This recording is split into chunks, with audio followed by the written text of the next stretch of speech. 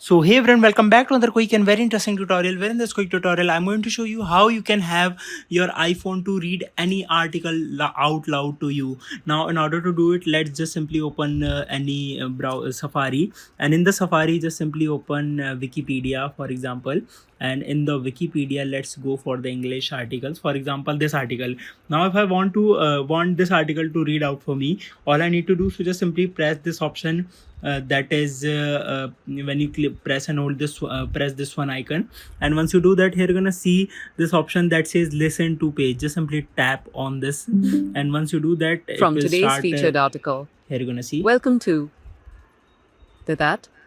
it Bad has times at started the El reciting Royale the is page for me. I can pause it, make the speed changes, I can forward it or backward it, and I can do whatever I want to, and once I'm done, I can easily close the tab. Alright, so that's it for this tutorial. I hope this video will be helpful for you. Make sure to hit the like button and subscribe button for more such helpful and interesting tutorials. See you in the next one. Take care.